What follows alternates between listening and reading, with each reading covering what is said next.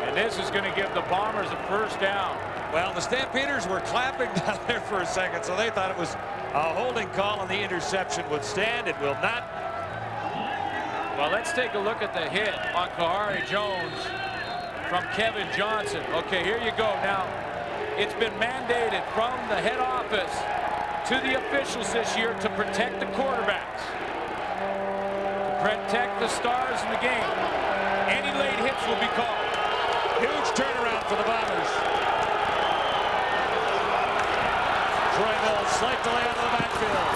Inside the 10, down to about the 6-yard line. And Johnson over to make the tackle.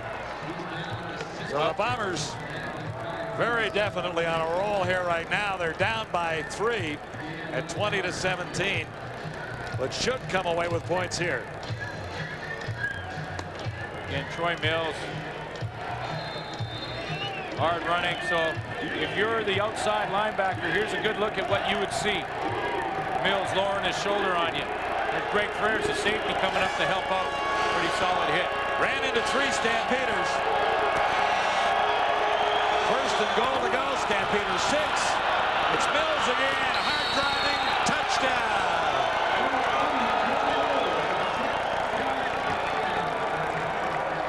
Troy Mills has the touchdown, and the Bombers answer the Calgary Stampeders' first major of the second half. Sometimes these penalties have a way of evening out.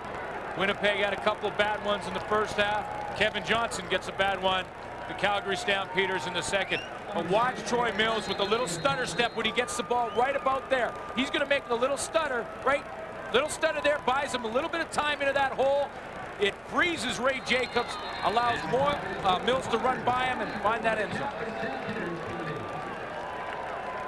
Well, these two teams are playing a great football game tonight. First game of the season, and it's been well played. Execution has been good.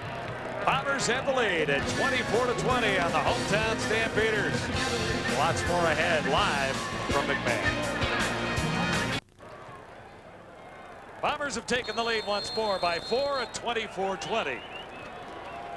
Ready for the Winnipeg kickoff.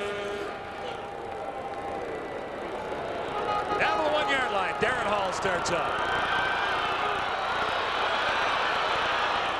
Tries to find room to the outside. Well read. And leading the Bomber tacklers again, Adam Boomer.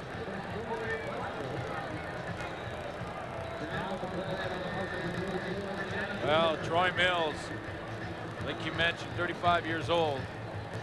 Certainly not running like it right now.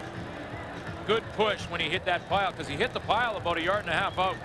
Pushed the pile back. And there you go, double figures. 6-yard touchdown after a 69-yard drive. And a 15-yard penalty against the Stampeders. Yeah. Helped get the Bombers to the end zone that time. Interesting formation. Look at the bunch up here at the top of the screen. Kelvin Anderson breaks through. Works not bad. Different formation, something that Calgary Stampeders did not do in the preseason. And that's just a little wrinkle from George Cortez, the offensive coordinator, to give every team in the league just one more thing to work on and practice when they're facing the Calgary Stampeders. Dave Donaldson in on the tackle there, number 2. Anderson is over 100 yards at 107. You know what that means. Right now, though, they're down by 4.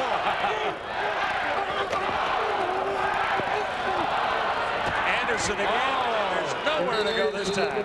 Brian was hammered in there. Brian Clark, that's how you play linebacker. Whoa, baby, he came up in that hole. Kelvin Anderson was trying to be patient and let his block set up. He's going to move this way.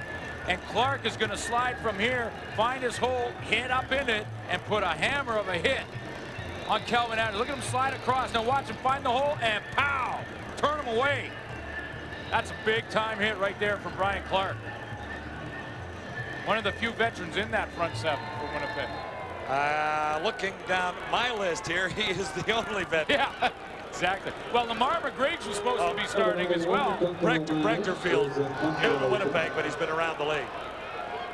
Lamar McGriggs was in the lineup as well, but had an abscess tooth, did I hear? It was a late scratch. The rookie kicker got a pretty nice one away down to the 30-yard line. Duncan O'Mahony. A 50-yarder. There was no return on it whatsoever.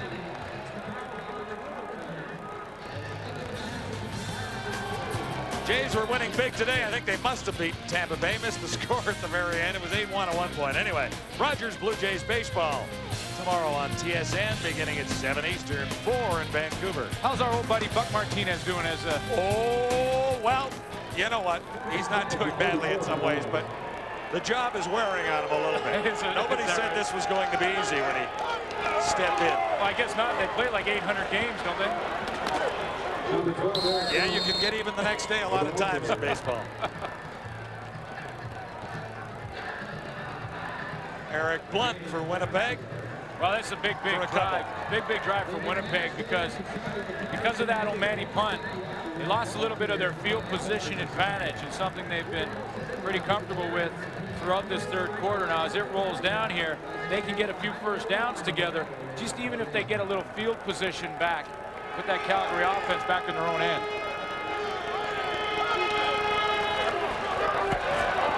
Harry Jones on 2nd and 8. He'll have a first down out across the 50. Marcus Howell made the catch. Number 82. Threads the needle because Marcus Howell, he reads zone defense, and he's going to come out and curl, and when he curls, it's right in between the defenders. And Kahari Jones threads the needle. Hold it right there. Look at this. Look at the alley right there that Kahari Jones is going to get that football through. Alondra Johnson and Kevin Johnson right in the hole. Bam, big catch. Marcus Howell from Daniel McIntyre High School in Winnipeg, playing for the hometown Bombers. Once out across the 55 and into Stampeder territory. Ray Jacobs made the tackle there. You know, I like the game Rick Warman is calling. I mean, this is his first time back in the CFL in quite some time. He's put together a nice offense, and he's got some balance. Little run here with Troy Mills. Little run there with Eric Blunt. Throw over the top with Kahari. Throw in the curl to Marcus Howell. You know, if you can have balance in your offense, you got a chance.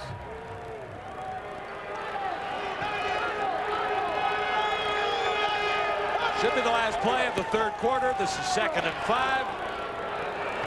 Blunt makes the catch, and the Bombers will have a first down with no flags anywhere on the field. Yeah, and that's the matchup that Winnipeg wants. Eric Blunt one-on-one on Otis Floyd. That's going to be a tough day for Otis Floyd.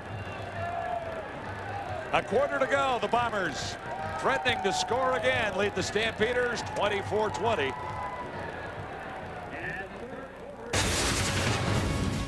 Wendy's CFL live at the quarter. And welcome back to the CFL Live studio. We got a good fourth quarter coming up here, boys, to wrap up the season opening doubleheader here on TSN. 4-point ball game, E.T. Well, you know, they say that teams reflect the personality of their head coach, and I think that last touchdown drive by Winnipeg was about heart. It was about effort. It was emotion. All the things that Dave Ritchie is, that's him in a nutshell. The players play for him. He's the ultimate players coach, and they've got a chance to get a big, big win on the road, Matty. Well, things that are jumping out at me right now, Eric, is the fans are getting a bang for their buck. They're seeing quality play throughout these both games tonight. You look at Toronto and what happened there. You saw a young back in Jenkins. You saw the premier back in the league in Pringle, and look what you're getting here. Troy Mills, Eric Blunt, and Kelvin Anderson. What an addition he was, getting him back to the Calgary Stampeders. Some quality toting the rock going on, Chris. I agree. Well, look at this. Month of July right now, and we have the Winnipeg Blue Bombers. They're ahead by 4 points. Now, are they going to repeat history and not win a close game, or are they going to finally be able to win a close game in the July? This is so important because when you look at the standings at the end of the season, it's the close games that make the difference. The Winnipeg Blue Bombers got to win this game, David. It's a close game, and it is also a physical game, and Wally Buono won't be too happy to recognize that two Winnipeg, or rather Calgary penalties have led directly to Winnipeg touchdowns in this ball game. A little reminder that we are not done at all. We still got 2 more games to show you this week. Next one is Wendy's Friday Night Football from Taylor Field in Regina, the Ticats and the Rough Riders. It's always a good one when those two get it on. Let's get you back to McMahon Stadium. Welcome back to Wendy's CFL Live. We got 1 quarter to go. Good football game here tonight for a season opener for both teams. Well, it's been a long time since Winnipeg has won here. Back in 1991 was the last time that Dave Ritchie has won a game, or Winnipeg has anyway. Yeah, and the Bombers have lost 14 of their last 15 games to the Calgary Stampeders, so they have the lead right now as we head to the fourth quarter. The new Stampeder owners are in town. They haven't really bought the team. That's Michael Federick on the left. And Gucci told us that the deal was almost done. $9.5 million involved, including $7 for the team, and assuming $2.5 million in Stampeder debt. These guys are Americans, and Gucci has really put football on the map in Calgary and is going to make a little bit of money by selling his team. And that's the good news. And either way you look at it, when the new owners come in, apparently they're real football enthusiasts. They love the game. Michael Federick's son happens to be the third-team quarterback. A little bit of controversy around that situation. Well, yeah, Kevin that's very Federick. interesting, yeah. But, you know, Kevin Federick out of BYU put up pretty good numbers in college. Some saying he made the team because his dad's buying the team, and maybe there was something to do with that. But either way, he's the third-team quarterback, and let's wait and see what the kid can do. Didn't play bad in the preseason. Bombers continue this nice drive. They've been rolling along through the second half here. Eric Blunt made the catch there, and it'll be another Winnipeg first down. Now, Federick is the 5th leading passer in BYU history, so he must have had some success as a quarterback down there. Sure did. And remember, again, as you say, he is the third-team guy. Yeah. So he's 2 guys away from getting onto the football field. Well, wait and see. He's only 1 away now. Sankey can't play. Harry Jones will get a touchdown on this play. Yes, into the end zone. Jones for Stiegel. And there's a flag down near the 20.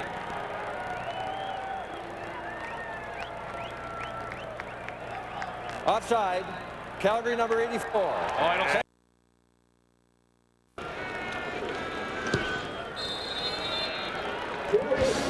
Bombers have rolled into Cowtown, and they've got the lead in the Stampeders by 11. It's 31-20. Stiegel again uses motion to get inside position on Ricky Bell before he makes his move. Once he gets inside position, see, Stiegel knows he's coming inside. Now he's got the defensive back in Bell where he wants him. Bell slips, he's got inside position, and he runs into the end zone. That's something that Ricky Bell will learn the longer he plays in the CFL on the big wide field. Westwood's kickoff after the Bomber touchdown. Coming down to Darren Hall. He has 1 touchdown, reverses his field, and he'll run out of room on the near side. Long run to pick up another couple as he was tracked down by Brad Yamaoka. You know, John, before the game, I talked to Milt Stiegel, and I had read in the paper a little quote from Ricky Bell.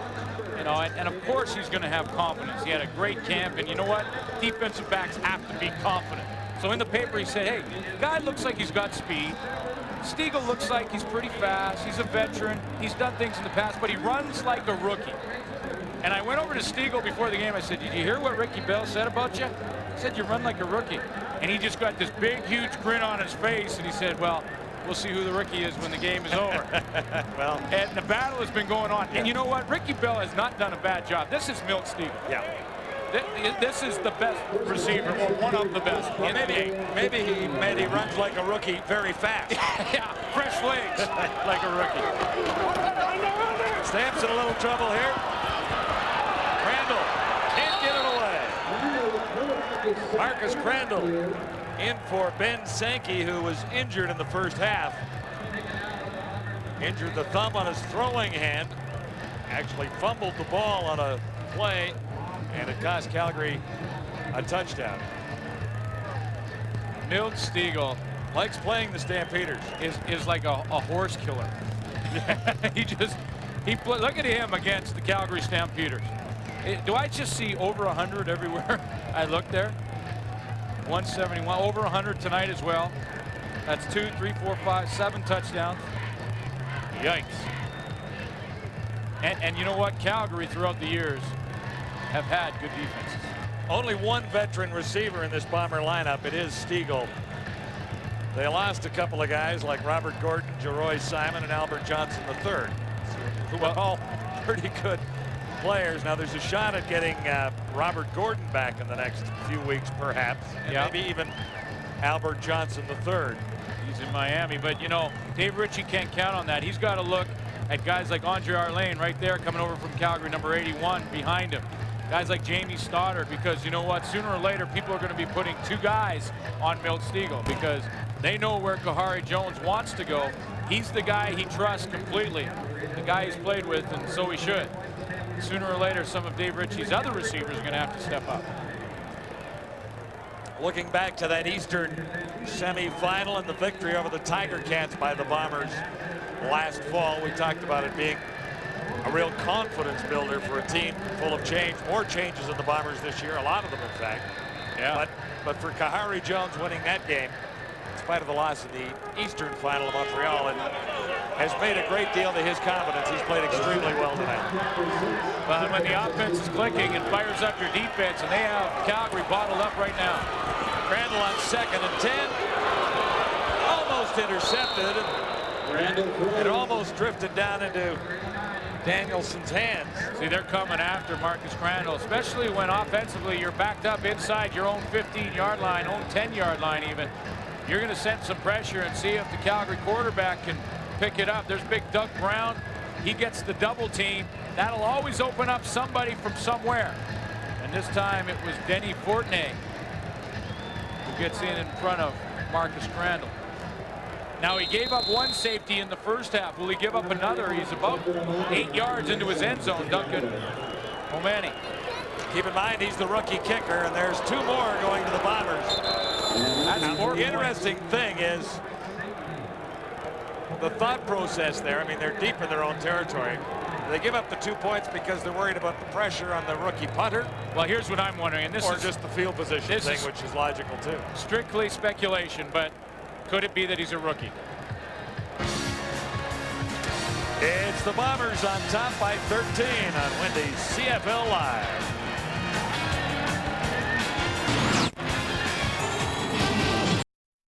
Stadium, what a night for a game. 33,678 are here tonight. Here's Sharon. Thanks, guys. I'm here with Michael Lisco, the CFL commissioner. Tell me, have you ever been to a game here in Calgary? Actually, I came to the Grey Cup last year, and it was a great time, but it's my first Stamps home game, so I'm just thrilled to be here. Now, you're a rookie this year, but you see this crowd, you see this game. How does it make you feel about how the CFL is shaping up across the country this year? Well, this represents, I think, the best of what we have to offer. It's, you know, everything's going in the right direction. Clearly, the Stamps are one of the best run organizations in the league. We have a lot of really good people involved across our league. We're really thrilled. We have a sold-out Grey Cup already, and you know, things are shaping up. I understand we're up something like 9% overall in preseason in terms of attendance, and I'm just really optimistic about everything. Well, super. Thank you, and enjoy this game. Go enjoy that Calgary crowd. You bet. Thank you very much. Bombers begin at the 29 with the first down. Troy Mills gets the call. Only about a yard. Stampeders were waiting all around. Alondra Johnson right in the middle of things there. We're going to see Saskatchewan and Hamilton play on Friday Night Football, and I'm thinking Ron Lancaster has always said over the last couple of years, head coach in Hamilton, you want to be able to run the ball offensively when they know you're going to run the ball. And this is a time when Calgary knows Winnipeg wants to run it to kill time on the clock. Can they get it done is the question. Under 12 minutes to go. Here's the heat on Kahari, and he's down. Jones wrapped up. Ray Jacobs and Anwar Stewart celebrating the sack there. Ray Jacobs came off the edge, and he got home first. When I say get home, the home plate for defensive end is the quarterback. And it's like the back of the head of the quarterback. He's right over here, and he's coming off the edge. And watch him. I talked about Ray Jacobs having a breakout year. Little move to the inside, comes off the edge, and is right there. Kahari Jones had no chance. Third sack by the Stampeders. Cameron kicks it away. Whoa! And it's out around the 50-yard line and wrapped up rather quickly there. The newcomer, Darren Hall. Right, he's taken a couple of pretty good hits tonight. That from Brian Clark. Yeah, he's playing for real tonight, isn't he? He's throwing the leather around. Been in on Crandall a few times, and now Crandall has, at least he has some decent field position. Sack sets up field position for Marcus Crandall. Good on 5 of 6 for 66 yards. The last drive not effective at all for the Stampeders. With 10:50 to go, this is the time they really have to put something together, trailing by 13 points. For all the new guys playing in the CFL in a regular season game for the first time that are on that field, over 10 minutes is like a whole game in the CFL. From the shotgun, Crandall has Travis Moore. Moore has the first down. Fired out of bounds by Bolden. I think Jerron Bolden on that play covered Travis Moore into changing his pattern, and it worked out good for Calgary. Because Bolden was jamming with Travis Moore, and I don't think Travis Moore is to the left of your screen. They're going to go up the field. They're battling away. See, right in here, I think Moore wanted to go up. Bolden stopped him, and so he just curled it up, and Crandall said, okay, if you're going to be there, I'll just throw it to you there. 16 yards the gain for the Stampeders. Crandall is hammered from behind. Boomer. And Boomer. Boomer the bomber. Boom, boom, boom. Off the edge. On the blitz. That may be the perfect name for a linebacker. Boomer. Well, he makes the big play here and gets the turnover for Winnipeg. Adam Boomer right there. X marks the spot, and the X is on the back of Marcus Crandall, because here he comes. Pow!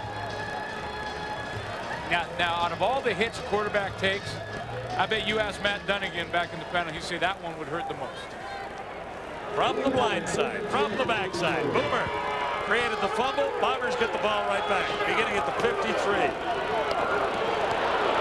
Eric Blunt could take it all the way. Blunt will be caught.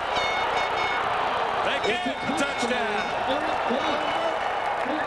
He got caught from behind, but his momentum carried him into the end zone on a brilliant 57-yard touchdown run. Can you run the ball when the other team knows you have to run it? Winnipeg wants to kill the clock. They want to get first down after first down. It's well blocked. A little bit of a tackle they may have got away with on Joe Fleming. And away goes Eric Blunt. And he shows tremendous speed in the open field. August 22nd, 1991 was the last time the Winnipeg Blue Bombers won a game at McMahon Stadium. I like their chances tonight. This convert. Oh, now you're taking them? Means the Bombers have a lead by 20. Oh, now you're taking them. Oh, I take it all back. There's a gutsy pick. Take it all back. Well, that big run went right through the hole that Joe Fleming was supposed to be in, but there's a reason for that. Here's Joe Fleming working right there on Mike Abumetric.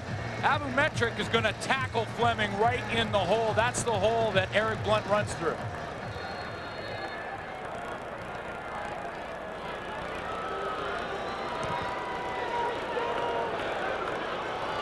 And it's not a penalty if you don't get caught. Darren Hall trying to get the Stampeders some field position. Penalty marker does come down. Bombers on top by 20 points, 40-20 with less than 9 minutes to go. Not a surprise that the Bombers would have some success tonight, but they've had more than I would have anticipated. A 20-point lead with this much time remaining. Well, you know what I guess is, to me, most surprising for Winnipeg is not what they've done offensively, because when you look at Kahari Jones, and they got their points off the turnover, Calgary 14 number of them, 84. as a matter of fact. First down. What they've done offensively, you know Kahari's going to get some yardage. Got a decent running game. What I've been surprised with Winnipeg is that front seven. Yes, Kelvin Anderson has had over 100 yards, but it's been 100 yards that haven't really hurt the Winnipeg Blue Bombers. Yeah, I'd agree with that. You know, and that front seven has done a pretty nice job of containing the running game. Spread it out over a whole game, and it's not part of a continuous drive, and it's not costing you a whole bunch of points, that 100 yards so far. Oh, and his mitts on that one. Oh, that was almost 6 more. Travis Moore was the target. They're moving Travis Moore to the inside a lot more this year. He's basically a slot back. He's right here. Going to go down and try and run the curl, but Guess what? Jerome Bolden read the mail. Little hand there, and he jumps right up into this one and does everything but catch it. Stampeders from the 10, facing 2nd and 10. Crandall has Kelvin Anderson, and he's wrapped up short of a first down. Rafael Ball get on the stop. Well, even though they're backed up in their own end, it's almost a situation where they have to gamble with 8 minutes left, down by 20. You know, well, right when I say that, Wally Buono sends in the punt team. Because that's why I'm up here and he's down there. Yep. Winningest coach in Stampeder history. I won't argue with him. But he's going to punt the football. He feels with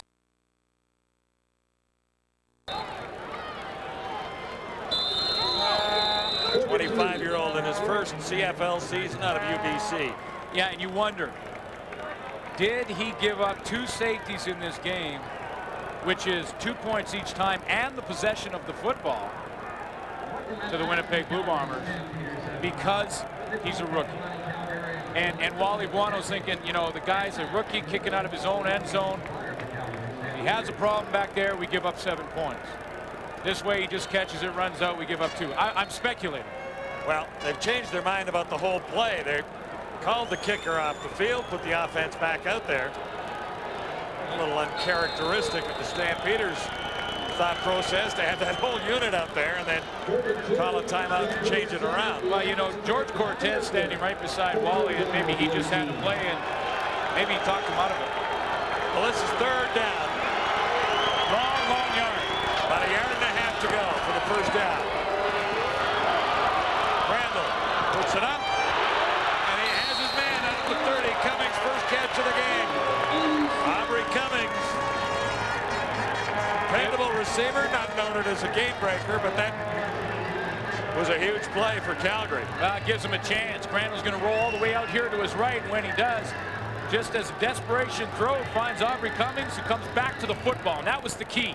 He turns the curl on Harold Nash, but he keeps coming back. If he doesn't, that one hop's to him. Not the safest of plays. Low snap. Had to get it away in a hurry. Anderson the catch. Anderson the first down. Up to the 50. Composure from Marcus Crandall.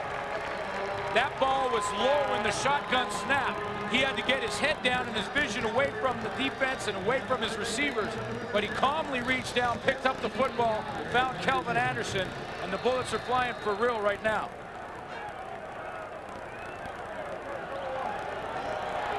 Interesting dilemma for the Stampeders as to who might be the quarterback in week 2. Flags are down before the throw is made. Catch made out of bounds by Travis Moore.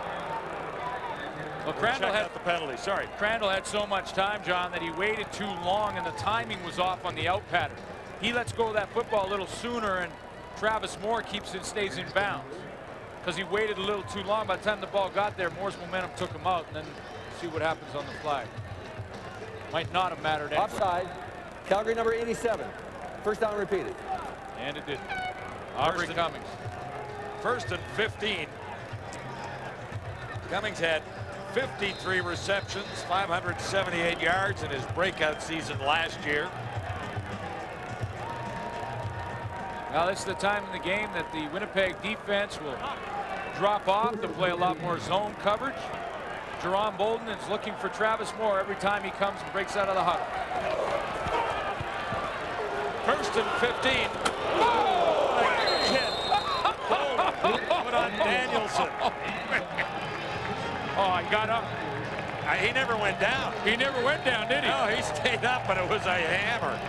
Oh, that hammer job. That rocked the booth. Now Bolden may have taken the worst of it.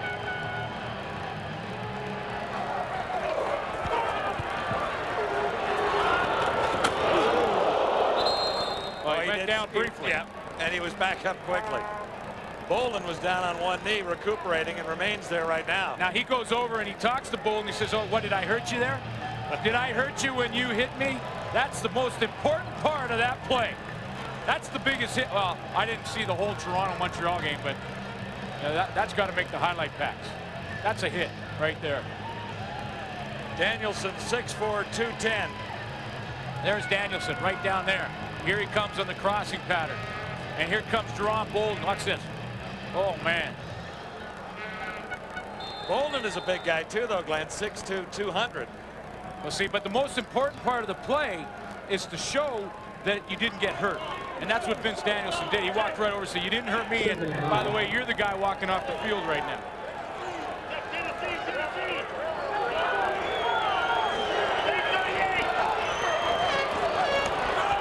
Another penalty marker down. Crandall, too far. Intended that.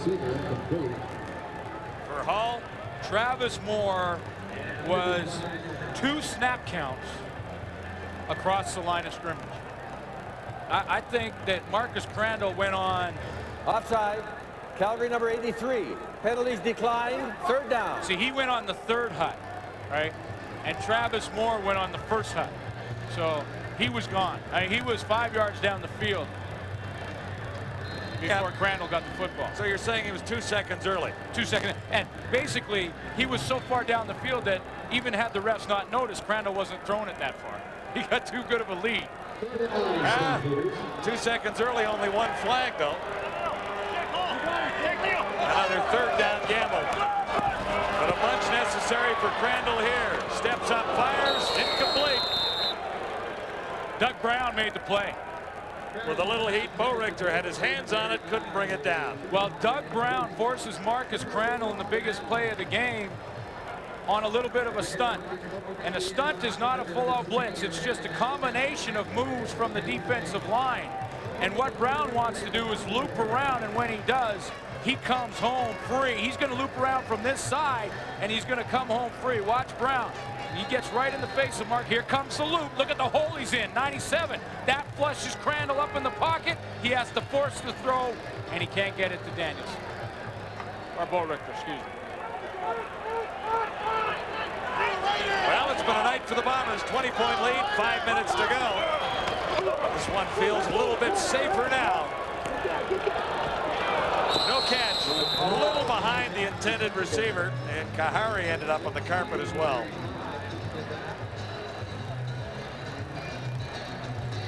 Stiegel couldn't bring it in. Well, he's had a big game, as had Troy Mills. Here's our game story, and it's a couple of rushing touchdowns from 35-year-old Troy Mills. Milt Stiegel with the big night against the rookie in the CFL and Ricky Bell. Kelvin Anderson had a good game, but not yards that really hurt the Bombers. Yeah, well, it's an interesting late surge by the Bombers. As the game story is brought to you by SportCheck.ca, Canada's choice for sporting goods. Harry Jones takes out for the first time tonight. Markers are down back in the Bomber backfield. Well, and this is something that I know Dave Ritchie does not want to see Kahari Jones doing. I mean, especially the way he's come off of last year. Started the 2001 series season on fire. Winnipeg number 67. He wants to keep this guy healthy all season long. I mean, that's possibly the understatement of the night. But you know, he doesn't want him to take off and run when the game's in hand. Great start for the Bombers tonight. Friday, July 20th against Montreal is the home opener in Winnipeg. Well, Bomber fans, you lost 15 starters, but you got a team this year as well. Very impressive debut for the Blue Bombers. Harry Jones has been super tonight. Connects there, far side. On second and 20, Jones passes complete. Kahari Jones in the offseason did pretty much every public appearance that he could possibly get to. Arlen Bruce III has made a couple of nice catches tonight. Went up and dragged that one down. He has blazing speed, they say. Well, Kahari Jones will use that speed throughout the season, and well, he's just been the perfect fit for Winnipeg in that community at the starting quarterback spot. I think you have to give a lot of credit to the general manager, Lyle Bauer, who's done a real nice job in rekindling interest in this Blue Bomber team. There were some tough seasons a couple of years ago. Last year was no picnic either, but they did make the playoffs and won the Eastern semifinal. Made it all the way to the final, so they'll rematch with Montreal on Friday, July 20th.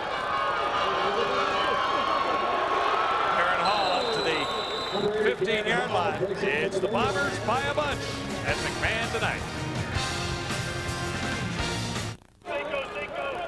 Back at McMahon, the final few minutes for the Calgary Stampeders as time ticks down. Calgary down by 20. Shotgun for Crandall as they begin deep in Stampeder territory again. Moore has it. It was tight coverage, and it was a fight. It was almost a jump ball there, Glenn. Jerome Bolden and Travis Moore still battling. Yeah. And simultaneous catch goes to the offense.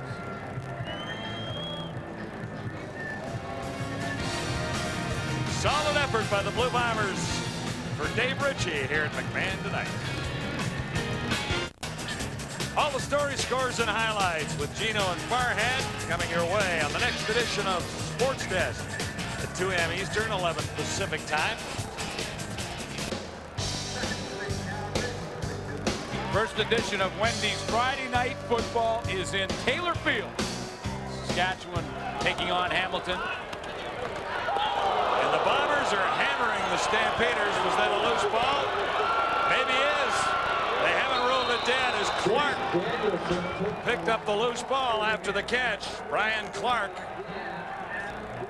You know, the one signature that Dave Ritchie often puts on his football team, no matter where he is they may be young at times, they may be inexperienced at times, but they're going to be aggressive. And Brian Clark picks up this fumble.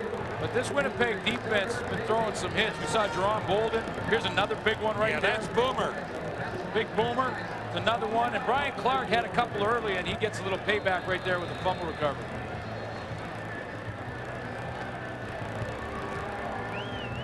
Danielson couldn't hang on, but the hit created the fumble. Clark was there, setting Winnipeg up at the 5-yard line of the Stampeders.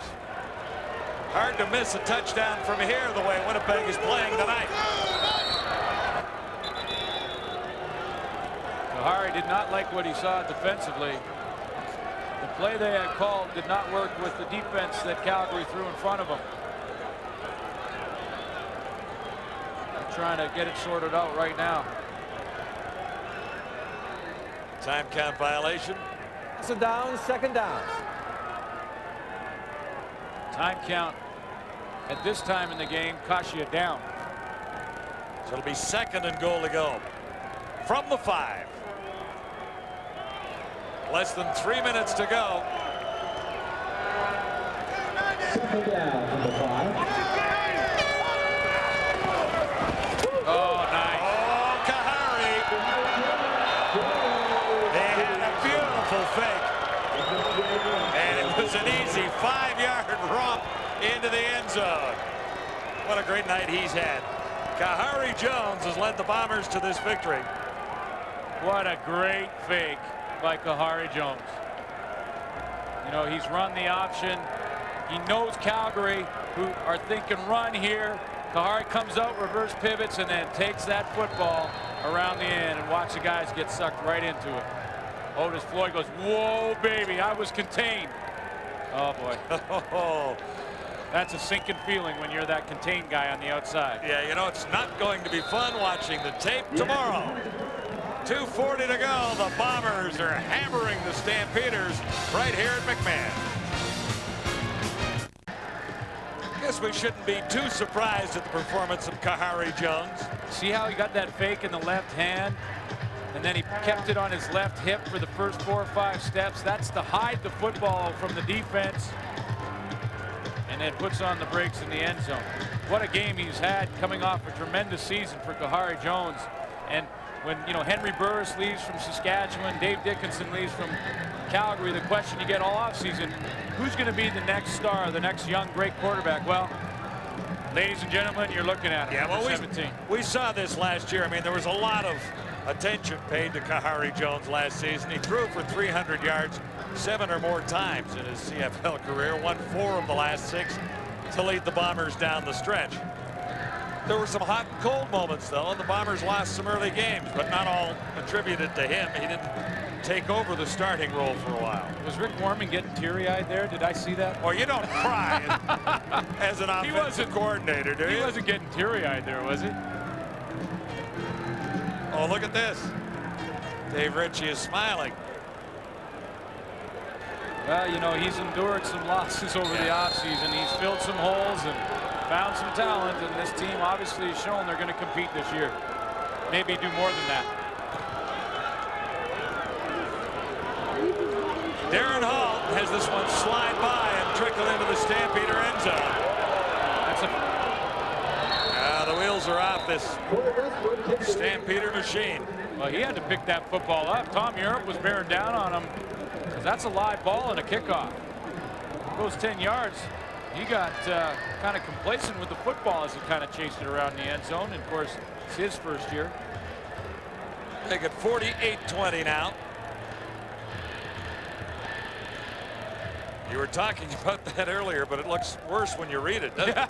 It looks worse when it's Look in at print. this 22nd, 1991. Man, that was a long time ago. Yeah, they've lost 14 of the last 15 to the Stampeders. We did suggest. I was still playing. I was still playing in 1991. Well, you were kind of on the downslide by then. You had won the Grey Cup, and it was pretty well over. With a leather helmet. I had a helmet I could put in my back pocket. Wasn't that coach time? Rick Warman was still playing in Les Brown was still playing in 1991. Gene Gaines was playing in 1991. And Wayne Harris had retired by then. He had retired, but probably just barely. That was a long time ago. Well, they got one in the bag now. You're conceding now? Well, you at 48-20? Yeah, I'll give them this one. Hey, they battled hard because there was times they could have folded. Well, at halftime, it was a 4-point game. You know, you look at the real bright spots. It's something that the Bombers are going to get excited about. We talked about Kahari Jones. How about Doug Brown up front? Yeah, he's played well. Has a touchdown tonight. Picked up a fumble and took it in. You know, I think teams are going to look at this film throughout the year and they're going to say, this guy is going to deserve the double team all season. And that gives the rest of the defensive line the one-on-one. And he had that big touchdown too. You know, this guy's made some plays and made an impact. You know, Brian Clark in a front seven that has had, you know, is very, very young. Brian Clark steps up as a leader in this football game, and he'll want to build on that throughout the season. Only 2 guys in the Bomber front seven with any meaningful CFL experience. Camu Peterson makes the catch in his rookie season. Well, you know, Calgary still wants to work on their offense. They can't win this game, but important to get every rep you can under game conditions, especially with a young quarterback to the system. Bang. Looked like he just went down. Seppo O'Reilly from Oregon State. Marcus Crandall hammered here. Well, somehow he knew it was coming, and he kind of ducked right at the right time, because if he doesn't, you know, Michael or Kevin Federick, the son of Michael, might be warming up right now on the sideline. Ben Sankey began the game at quarterback, injured in the first half, his right thumb. So Crandall came in, almost intercepted there.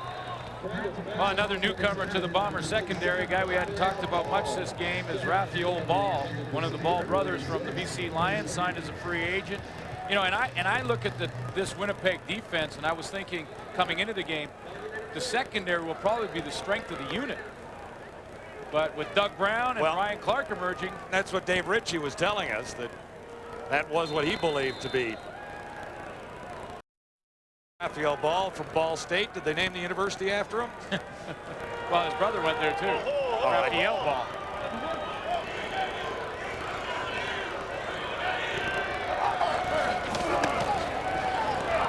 Crandall has his target. It's Aubrey Cummings. And he's to the 31, but time has run out on the Stampeders, folks. 1:08 to play.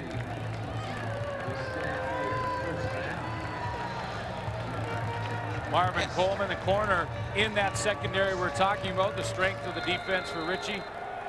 A little bit of fun with this win, I'm sure, with his former teammates across the opposite sideline. Yeah, but he wasn't bitter about his departure from Calgary, which was kind of nice. Came back to play the Stampeders first time, and one almost intercepted again. Well, that would be 2 for Jerron Bolden. He's had his hands on a couple. You know, and here's the thing that you won't see in the stats is the game that Jerron Bolden has played. He's been asked to cover Travis Moore or Mark Bullrichter all game long, and that's in a lot of different positions. Wherever Travis Moore lines up, whether it be wide receiver or slot back, they're asking Jerron Bolden to go line up there, and that's not easy to do. We haven't heard a whole lot of Travis Moore in this game. And less of Mark Bullrichter. Less than a minute to go, and another chance for a Bomber interception. It was Coleman who had the opportunity there. It would have been sweet to dive for one last one in the end zone. He had a great run as a member of the Stampeders. Yeah, look at that. It's like 10,000 yards. 4 times he was All-Canadian as a member of the Calgary Stampeders. 20 INTs out of the secondary. Veteran corner. Well, the word in Calgary was that he might have lost a step or 2, but he's a valuable guy as a returner as well as a starting quarterback. Yeah, and it doesn't look like he's lost a step tonight. Yeah, when you lose a free agent, and a free agent who's a veteran, you say, he's lost a step or 2, yeah, and he can go over there to Winnipeg. You know, and Marvin Coleman didn't talk a lot about it before the game. He just went over. He's got a new jersey on. He's still doing his thing. And he played a very good football game tonight. That entire secondary did. Stolen Stampeders, well, there's a few. Andre Arlane, Marvin Coleman, Eddie Davis going to Saskatchewan. Shante Peoples to the Rough Riders. Rock Preston to the Rough Riders. And Dwayne Ford lines up in Hamilton. Well, Ford's hurt, I believe, right? He won't be available tomorrow night, or Friday night, rather. Yeah, he got nicked in the preseason. Little knee problem. Shouldn't keep him out too long. Well, congratulations to Dave Ritchie. You know, he had a lot of holes to fill in camp.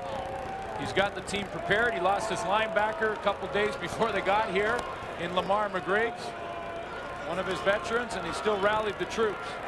Every win is important to Dave Ritchie this season. Oh, is it ever? The contract kind of depends on it. When he signed with Winnipeg, he put a clause in there that he had to win a certain percentage, and if he did, a certain percentage of games, his contract would automatically be rolled over for 2 more years at the end of this season. But now how this thing has worked out, he has to win, I believe, 12 or 13 games this year for that to happen. Now, that's not to say that Lyle Bauer won't just hire him again anyway. No, but this is his guarantee. This is a rollover. This is a rollover, automatic rollover. So that's a lot of confidence to put that in your contract, don't you think? Well, it certainly is, because if you don't make it, it gives the general manager, really, no matter what you do, a chance and out to say, well, we're going to make a move because you didn't make your quota. Here's the other part of the story. How many close games did the Bombers lose last year? I mean, that team could have won 13 times last year. Well, they're missed field goals early. A time clock problem in Winnipeg that cost the Bombers a game. Against Montreal. Yeah, but I mean, it's your own timekeeper. It's the guy who lives in town. Well, he's 1 for 1. He's got 1 to go and 12, or one in the back pocket and 12 to go.